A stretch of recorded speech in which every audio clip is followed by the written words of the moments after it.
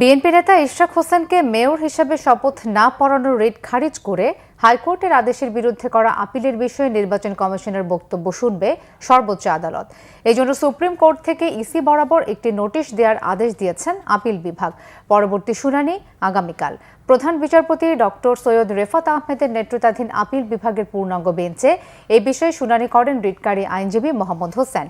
শুনানির এক পর্যায়ে আপিল বিভাগ জানতে চান ইসি ও রাষ্ট্রপক্ষের কোনো প্রতিনিধি আছেন কিনা। এ সময় ইশরাকের আইনজীবী ব্যারিস্টার মাহবুব উদ্দিন খোকন আদালতকে জানান নির্বাচন কমিশন এই রিটে পক্ষভুক্ত হয়নি। ইশরাককে মেয়র হিসেবে শপথ না পড়ানোর রিট খারিজ করে হাইকোর্টের আদেশের বিরুদ্ধে গত সোমবার আপিল করেন রিটকারীর আইনজীবী অ্যাডভোকেট জহিরুল ইসলাম মুসা। এর আগে 22 মে ইশরাককে মেয়র হিসেবে শপথ না পড়ানো ও তাকে মেয়র ঘোষণা করে নির্বাচন কমিশনের গেজেটের কার্যক্রম স্থগিত চেয়ে করা রিট খারিজ করে দেন বিচারপতি মোহাম্মদ আকরাম হোসেন চৌধুরী ও বিচারপতি দেবাশিস রায় চৌধুরীর হাইকোর্ট বেঞ্চ। নির্বাচন কমিশন ভেরি ইম্পর্টেন্ট রোল। তারা স্বাধীন নির্বাচন কমিশন, সাংবিধানিকভাবে স্বাধীন, তারা সিদ্ধান্ত নিতে পারে।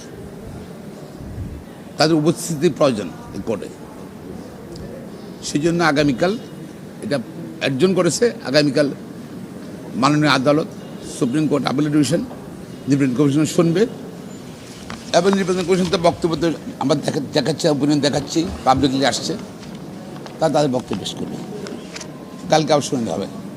ঈশ্বর তো শপথ চেয়েছিল 30 দিনের ভিতর, যেহেতু সরকার দেয়নি, ইচ্ছাকে তখন ফল নাই, সুতরাং আইনগতভাবে সরকার দিতে হবে। সে ডিমান্ড করছে, সেই জন্য ডিমান্ড করতেছে, এখনও ডিমান্ড করতেছে। তার কিন্তু আইনগত অধিকার রয়ে গেছে তার পুরোপুরি।